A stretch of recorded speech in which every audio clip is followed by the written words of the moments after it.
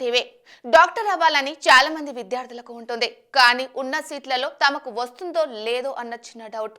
కోట్లు ఖర్చు పెట్టి ప్రైవేటులో చదవలేక, ఇక ప్రభుత్వం నుంచి అవకాశం లేక ఎంతో ఉన్నతమైన డాక్టర్ వృత్తికి చాలా మంది దూరం అవుతున్నారు.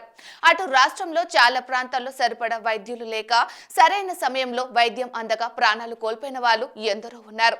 కానీ ఇప్పుడు పరిస్థితులు మారబోతున్నాయి. జిల్లాకు ప్రభుత్వ మెడికల్ కాలేజీ ఉంది. విభజన సమయంలో 10 జిల్లాల్లో కేవలం 2 మెడికల్ కాలేజీలు మాత్రమే ఉన్నాయి.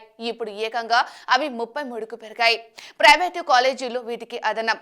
ఒక్కో మెడికల్ కాలేజీ వస్తే ఏమవుతుంది? కేవలం 50 సీట్లు ఏడాదికి ఉంటాయని అనుకునే వారు కూడా ఉన్నారు. కానీ మెడికల్ కాలేజీకి అనుబంధంగా ఆసుపత్రి, నర్సింగ్ కాలేజీ వస్తే స్థానికంగా వైద్యం కూడా అందుబాటులో ఉంటుంది. అంతకు మించి విద్యను కొనలేని వారు కూడా వైద్య విద్యను అభ్యసించే అవకాశం వచ్చింది. గతంలో కేవలం 850 ఎంబీబీఎస్ సీట్లు ఉంటే ఇప్పుడు ఆ సంఖ్యకు 4090కు పెరిగింది. ఇది నిజంగా ఉన్నత ఆలోచనకు ప్రతిరూపమే. కేసీఆర్ ప్రభుత్వం ఎన్నికలకు పోయే ముందు ఇచ్చిన మెడికల్ కాలేజీలో యాదాద్రి, మహేశ్వరం, మెదక్ జిల్లాలకు తాజాగా కేంద్రం గ్రీన్ సిగ్నల్ ఇచ్చింది.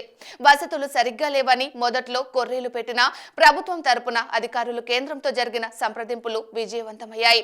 మంజూరైన 4 కాలేజీల్లో ఒక్కో కాలేజీలో 50 ఎంబీబీఎస్ సీట్లు చొప్పున తెలంగాణలో మరో 200 మెడికల్ సీట్లు అందుబాటులోకి రానున్నాయి. తాజా సీట్లలో దేశంలోనే జనాభాకు తగ్గట్లుగా అంటే ప్రతి 1,00,000 జనాభాకు 22 మెడికల్ సీట్లు అందుబాటులో ఉన్న మొదటి రాష్ట్రంగా తెలంగాణ నిలిచింది.